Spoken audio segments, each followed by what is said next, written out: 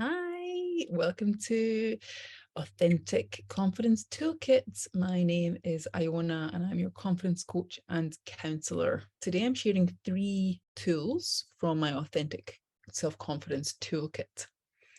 The first one is journaling. The second one is meditation and grounding. And the third one is verbal ventilation. The first one that we're going to talk about is journaling, also known as, I like to call journaling, brain drain. And journaling is such a fantastic tool for increasing our self-confidence.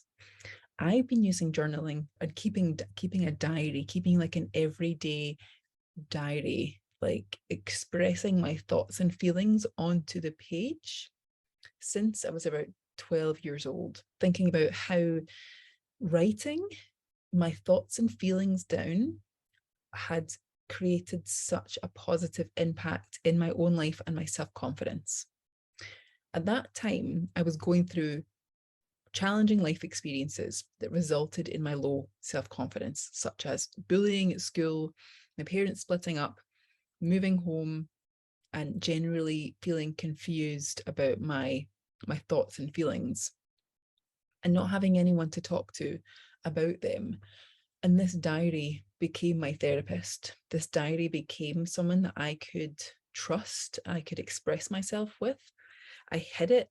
I had a number of them that had locks on them, but I hid this diary from people because I was so ashamed of the fact that I had expressed myself, because this might be very similar to something that you experienced growing up.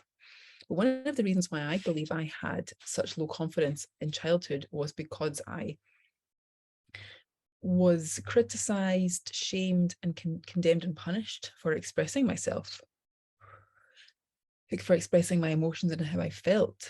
It wasn't safe to express how I felt, really and truly. So this diary, these diaries became the only way that it was safe for me to do that. And because it was seen as wrong to express how I really truly felt, the thought of somebody finding these diaries was like the most shameful thing. And almost, it's that reason almost stopped me from writing in my diaries so many times. But I knew the benefits. I felt the benefits of how powerful writing my thoughts and feelings down was for my mental and emotional health as a teenager. I didn't know it then, although I knew that I knew that it was benefiting me, but I didn't know at the scientific level how much it was benefiting me, like from the biological, chemical, neurological benefits that it had in my developing brain as my brain was growing and developing. I feel like at some level, I don't know, like a part of me must have known that it was so good for me. And I feel like it saved me. It really saved me, saved my mental health so much growing up. I believe it helped me in such a profound way to process my thoughts and feelings and my emotions.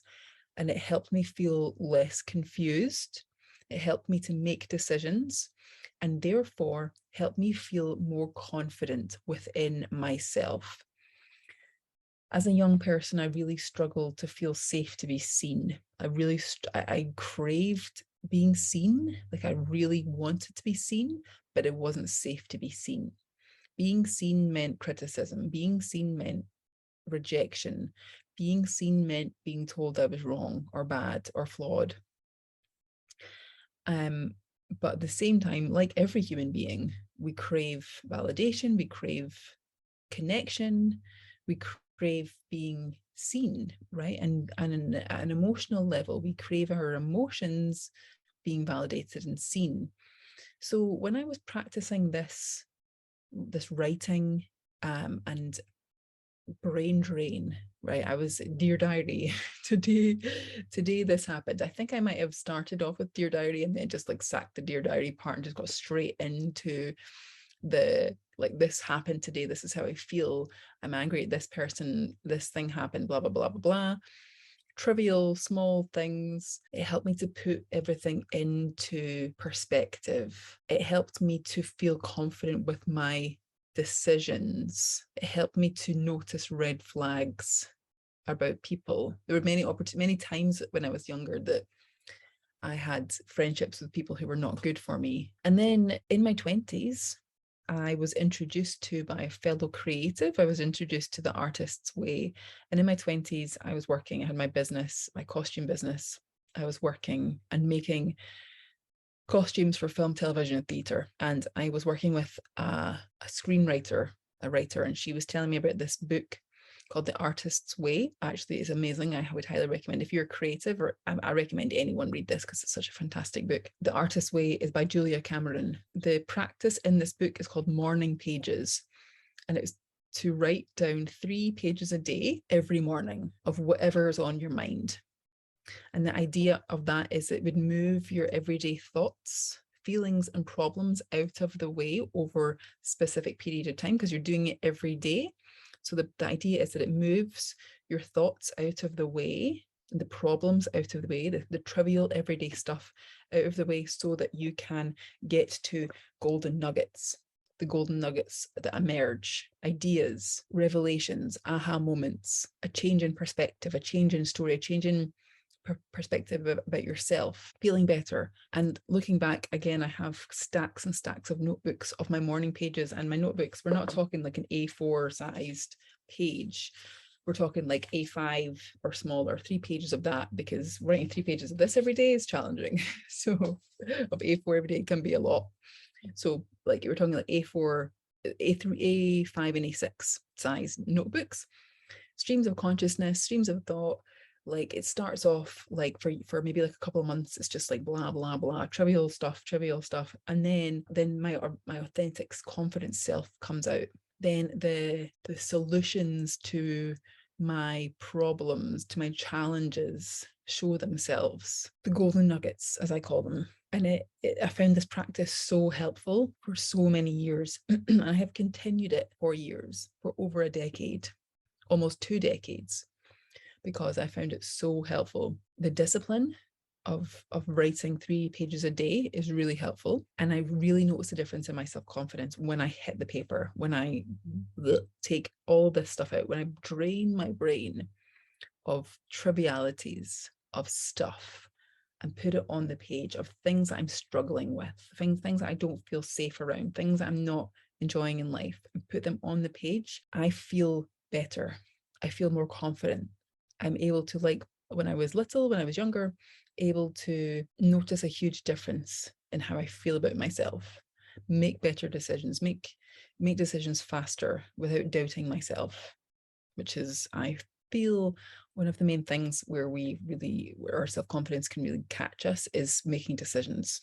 People with low self-confidence tend to struggle in making decisions. And this practice of brain drain and daily writing has really helped me to not question myself as much, to trust myself more. And the most fascinating thing about handwriting is the scientific proof of the benefit to our mental and emotional health that handwriting, especially therapeutic handwriting, especially expressive writing, has to the brain. That handwriting triggers the part of the brain that is used for our cognitive functions. It triggers the reticular activating system that exists in the frontal lobe of the brain.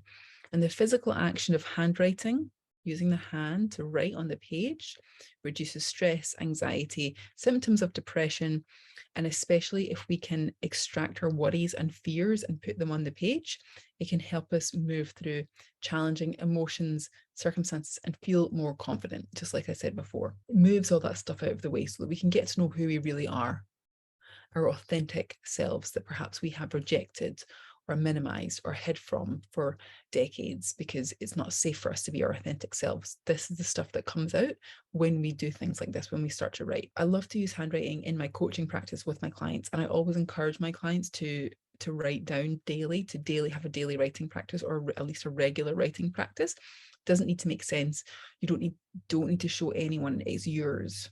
You can destroy it, you can burn it, you can throw it out, you can do whatever you want with it. It can literally be what you did that day or what you did the day before, seemingly trivial thoughts and feelings, worries, fears, lists.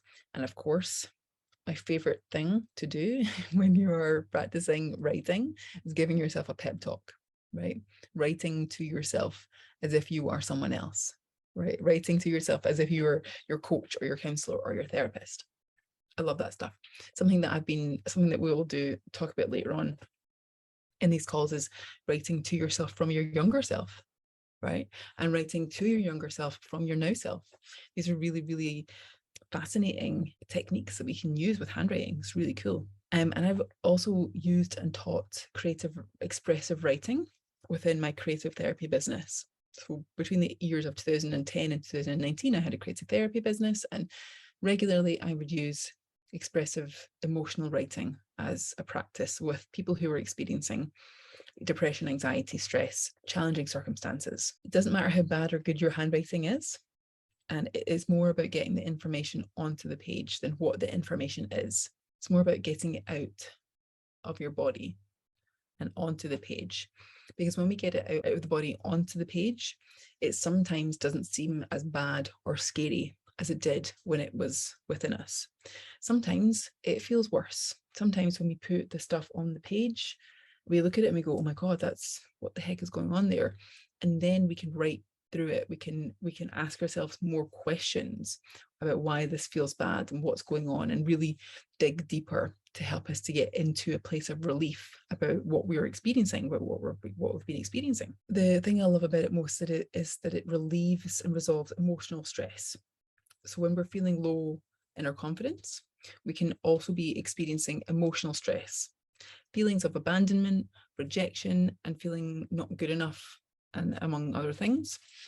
And writing this out can help us move through it and come full circle back to feeling safe within ourselves and our actions once again. So trusting ourselves once again. So feeling safe and trusting ourselves once again, which is our authentic self-confidence. Your authentic self-confidence, my authentic self-confidence is all about trusting yourself, feeling safe to take action, feeling safe to make decisions, right? Feeling safe to make decisions. Okay, so the second tool that I use with my clients, my counseling and my confidence coaching clients, is meditation and grounding. The act of meditation is the action of sitting quietly for a minimum of 3 minutes, right? I find that if you do it less than 3 minutes, there's no point in doing it. It's really helpful to start from 3 minutes. If you really struggle with settling your brain and not thinking, starting from 3 minutes regularly to give the brain a rest from thinking is so beneficial and really helps our self-confidence. And also the act of grounding is using our imagination to recenter our bodies and ourselves, our authentic selves, back into our bodies, because for many of us, it's not safe to be in our bodies, especially if we are hyper vigilant, especially if we spend most of our days scanning for risks, scanning for threats. It's really useful for us to come back into our center, back into our bodies, where we can feel together. All of our parts, all of the stuff, all of the noise that's been going and happening around us. The world is a noisy place. Our attention is being pulled in so many directions. So it's so helpful for us to come back into our centers, back into ourselves again. We spend all of our lives thinking, we're thinking all day, every day, and the brain really struggles not to think. The brain does not like not thinking, right? So this is why it's really helpful to start off at like 3 minutes if you struggle, and then work your way up to longer and longer. I personally can't go more than 20 minutes because I'm ADHD, and I know that that's something that I can practice and get better at, but right now 20 minutes for meditation is perfect for me. And this is me sitting, focusing on my breath and occasionally doing grounding exercises. For many of us who have low self-confidence, we overthink regularly. We regularly are in our heads, tick tock all the time, overthinking. And when we practice slowing down and stopping our thoughts, we can reduce anxiety, stress, depression, symptoms of complex trauma, and we can increase our confidence, and we can manage our thoughts and emotions. And that's where the confidence comes from. The confidence comes from being able to manage our thoughts better, being able to manage our emotions better, being aware of what's happening around us and not going into knee-jerk trigger reactions where our low self-confidence is triggered. We're able to notice, we're able to be aware of our thoughts and feelings and go, that's what that is. I don't need to have that knee-jerk nervous system reaction. I choose something else. I choose to take a step back. With practice, this becomes something that we can absolutely do. How do we meditate? How do we meditate? So we either focus on our breath or we listen to a guided meditation. Like we can get guided meditations on YouTube. I've recorded them myself. So for the next 20 minutes or so, let's do some meditation. So right now, I'm going to get you to sit in your chair or wherever you're sitting. Take a nice deep breath in and out.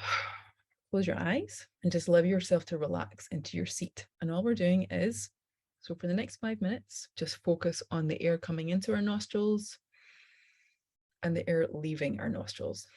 Or we can use our mouths, so we can breathe in through our nose and out through our mouth. Or we can breathe in through our nose and out through our nose. I personally like to do it through the nose and out through the mouth.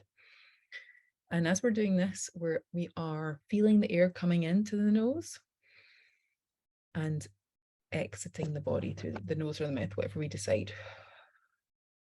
And we will have thoughts.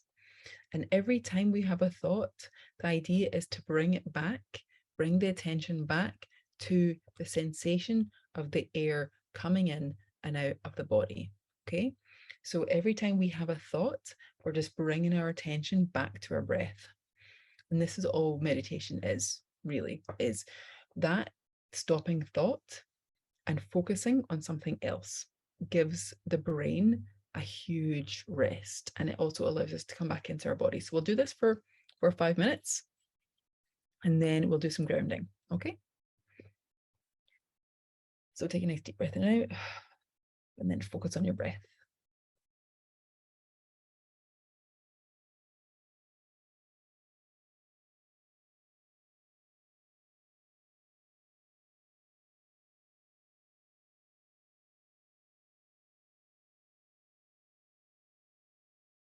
And you will have thoughts that want to wander and you will start thinking of things.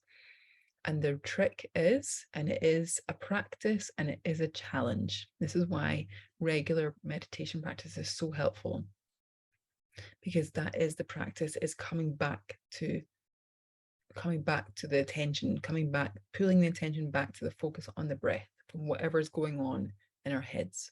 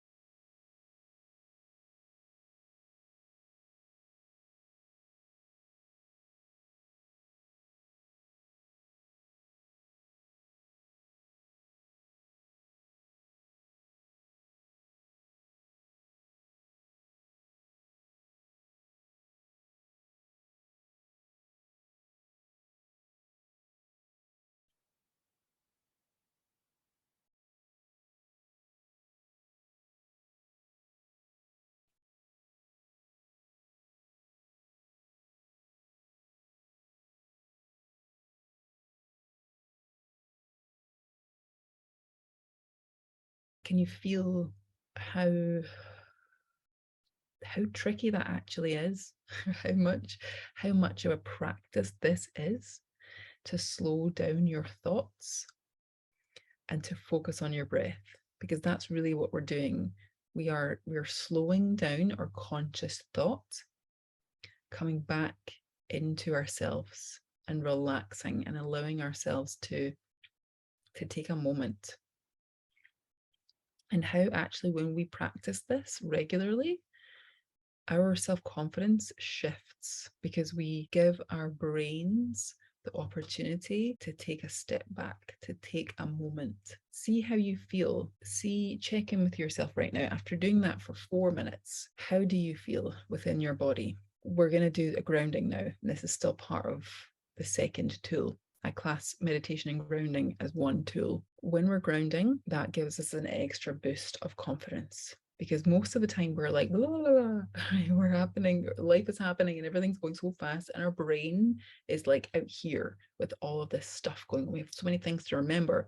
We have so many plates to spin. So when we do that and some grounding, we really feel like we can step up and take action confidently, that we can be and feel more confident. What we think about ourselves, what we feel, how we feel about ourselves, and the action that we take is our self-confidence. So we can, when we do this practice, when we do meditation and grounding on a regular basis, we can start to really change the way we think. This practice is so useful for changing how we think, because I don't know if you noticed, but in the space of that 5 minutes, even if it was just for a couple of seconds, in that time you stop thinking. And when we come to changing our minds, if you can stop your mind, you can change your mind.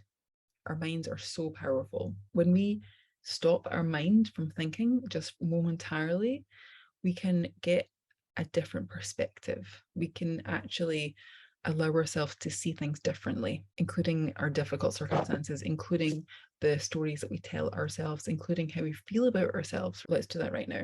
So I want you to, again, close your eyes, take a nice deep breath in and out. And I want you to place your feet flat on the ground and imagine that you have tree roots, a root system like a tree coming out the bottom of your feet, coming out the soles of your feet and into the ground. Use your imagination to wind these tree roots down deep into the ground. If you're up in a building, imagine it going through the bricks and the mortar and the plaster and the wood and everything down into the ground from the building, into the foundations, and deeper and deeper and deeper into the ground. You can go as deep into the ground as you want. I like to go nice and deep because I feel like the deeper into the planet I go, the more grounded I am, right? So sometimes I like to imagine that I'm plugging in to the earth core. So my roots are like plugging in like a socket into the core of the earth. And once I've done that, I can start to breathe the energy. Imagine all this like grounding earth energy coming up these tree roots, like water, like a tree soaks up water, drinks up water through the root system. We can imagine that grounding energy, earth energy, is being drank up the root system into our body. And we can do it with our breath. So we can either just imagine it coming straight up, or we can breathe it into our body, up through the soles of our feet, up our legs, up our torso, up our neck, up our heads, into our arms and the tips of our fingers, spilling out from our fingers, spilling out from the top of our heads, and creating like a fountain of earth, of grounding energy all around our body, washing away any stress, any yuckiness, any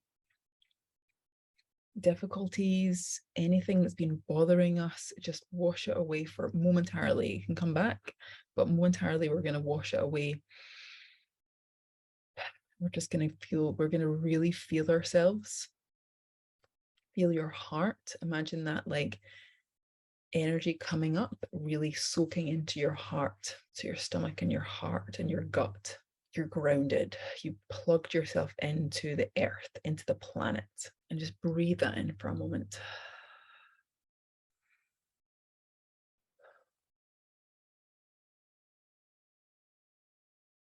Now tap in to how you feel. Tap into how you feel. Do you feel more confident right now? Even if it's just a tiny fraction, even if it's just like 0.1%, do you feel more confident? Because I'll bet you, if you were to step out into the world with this grounded, centered feeling, you would show up, your energy would be different. You would show up more confident, more fearless to be seen, unafraid to be seen. I love this technique so much. I love grounding. I love meditation and I love grounding because it just changes our energy. The brain doesn't know the difference between what's imagined and what's real. So when we do this, your body, your nervous system believes that it's just plugged in to the ground.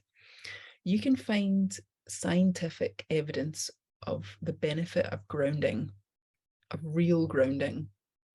If you imagine electrical equipment and how electrical equipment needs to be grounded in order to work properly, we are electrical equipment.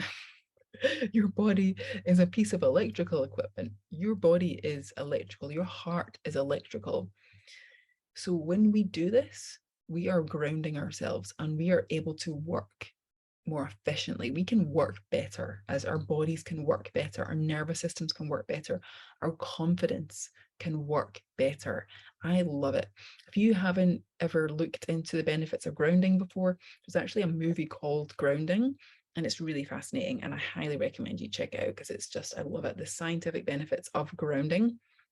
I mean, we are electrical appliances have to be grounded. It makes sense, right? It makes sense how beneficial grounding really is for us.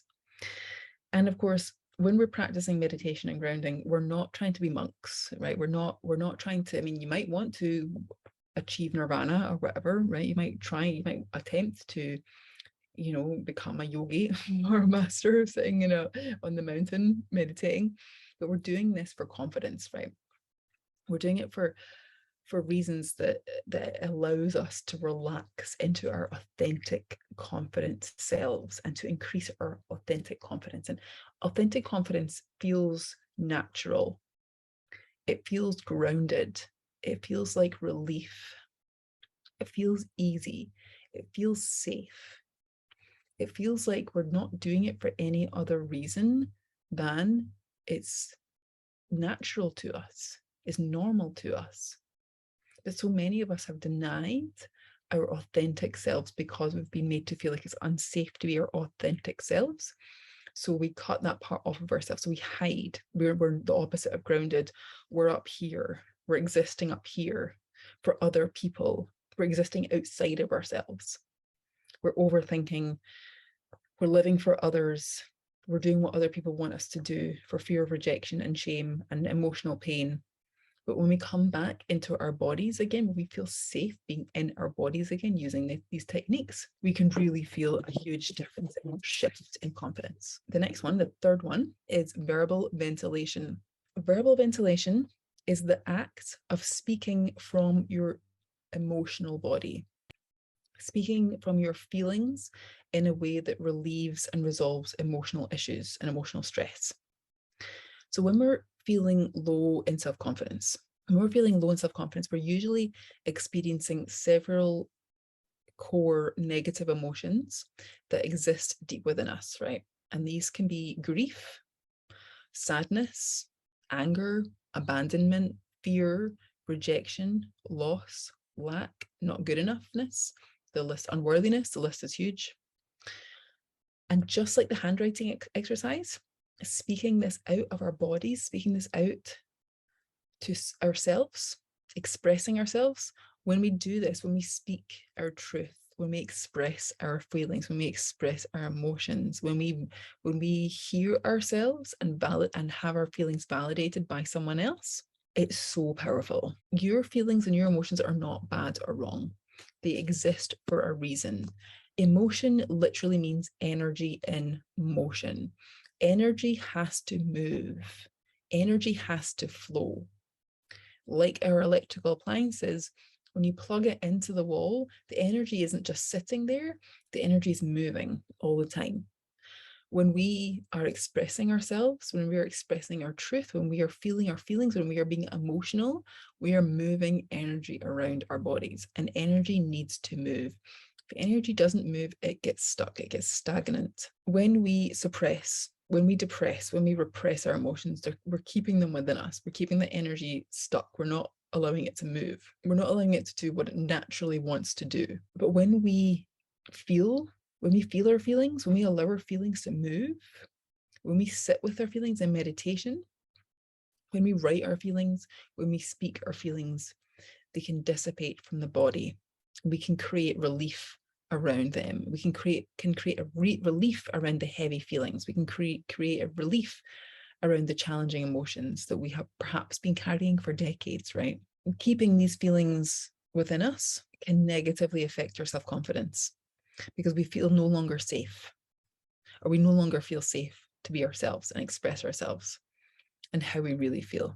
We can retract ourselves, we can keep ourselves small, we pop outside of ourselves, we start living for other people, we start to do what other people want us to do, ignoring our authentic selves, ignoring how we really feel. We become people pleasers. We live in fear of being called out, being told that we're wrong, or for the fear of making others feel bad or wrong. Perhaps we have expressed ourselves in the past and we've upset someone, and we now have a fear of doing it again, of upsetting someone again. So we just don't. Think of verbal ventilation as speaking your emotional truth. Perhaps you did this in the past. Perhaps you spoke your emotional truth in the past and you were condemned or punished for it. And this is why it's so important to verbally ventilate to someone who's not going to judge us. This is why it's so important to verbally ventilate to someone who is going to listen to us without giving a solution if we don't want it. Sometimes we don't want solutions. Sometimes we just want to be seen, we want to be heard, we want to be understood. Sometimes we just want to be allowed to feel what we have to feel what we feel. Sometimes that's enough to move us through our difficult feelings and our low confidence. And when we begin to verbally ventilate regularly, we're coming back into our emotional truth again. When we allow ourselves to speak our truth and speak how we really feel, we are allowing ourselves to be who we really are. We're remembering who we really are, and that it's healthy and it's okay to express how we feel. When we express how we feel, when we say how we feel, and someone else has a problem with it, it's rarely about us. If you are speaking your truth in an authentic way, your objective is not to harm, not to create harm, but is to speak your truth and be honest. And someone else has a problem with it, someone else gets upset about that, it's usually a reflection of that person, the receiver's emotional intelligence. And this is why we have to be expressive in a way that is congruent to our authentic selves. And we're not just saying things to incite an emotional reaction from someone, or we're not just saying something to trigger that person because we want to make them feel bad or we want revenge. But actually we have to say it because it is our truth, it's our authentic truth, and saying it's going to help us feel better, going to create relief in our bodies, in our emotional systems. Perhaps that person who's hearing this, who has a problem with what you're saying, the person who's condemned you for speaking your truth in the past, perhaps they themselves were not allowed to express how they feel at some point in their lives. And seeing you express your truth, your emotional truth, speaking your feelings, like, for example, this thing happened today. It made me feel depressed, sad, not good enough, anxious, low. Today, I don't feel good. Today, I feel unworthy, right? That's what we could class as verbal ventilation. You're expressing how you feel verbally. Being afraid of what other people think and feel is never a good reason to not verbally ventilate. Being aware that your objective is not to cause pain or stress or project your stuff onto someone else, right? We don't want to be projecting. We don't want to be projecting our pain and guilt and sadness onto others and making them wrong and making them feel bad about it. What we're doing is we're simply saying, this is how I feel. We can do this by ourselves, out loud. If you're having a day where you feel particularly bad, ashamed, guilty, sad, angry, whatever it is you feel, if you say, I feel angry, You can add some swear words in there if you want. I feel effing angry. And those emotions come up and you give yourself a moment and you talk yourself through it. I feel angry because this thing happened today or didn't happen, and talk yourself through it. Have a conversation with yourself. It can be really, really beneficial. But there's something that we do throughout this course, feeling safe to be seen. Something that I'd like you to try to play with, if you want to, over the next couple of days, is to set a reminder on your phone and try each of these things out for 5 minutes. So 5 minutes in the morning, try brain drain, try emptying your mind onto the page. For 5 minutes in the afternoon, sit and focus on your breath. Maybe do a little bit of grounding action meditation there too. And then in the evening, try 5 minutes of verbal ventilation, either with somebody that you trust, a counselor, a therapist, or a coach if you have one, or by yourself. And if you're doing it with someone else, make sure that that person is objective, they're non-judgmental, and they're going to understand you and see you. You might want to say to them beforehand, can I verbally ventilate to you just for 5 minutes? I don't need any solutions. I don't need any answers. I just want to express how I feel today. See how you feel after doing that. Being heard, being validated, and being seen to express yourself without judgment, without criticism, without being made to feel bad or wrong or shamed, can be so powerful and so healing. And this is why counseling and coaching and therapy is so beneficial, because for so many of us who have low self-confidence, we have never really experienced being allowed to express ourselves in a healthy and safe way. And this is why I love what I do. I am here for that. I'm here for us expressing ourselves in a healthy way. I'm here for you being heard in a healthy way, in a healthy and supportive way. Because for so many of us, we have relational trauma where we've not been allowed to express ourselves in a healthy way. We have tried to do it and we've been shut down, we've been condemned, we've been shamed, we've been criticized, we've been told we're wrong, we're bad, we're flawed, whatever. And it's no longer safe for us to express ourselves. And that's why we don't feel safe to be seen or heard. It's all about feeling safe to be seen. It's all about feeling safe to stand up there and do your thing. Put yourself out there, whatever it is in life that you want to do. So those are the 3 tools that I use, 3 of 12 that I use with my clients, the Authentic Confidence Toolkit.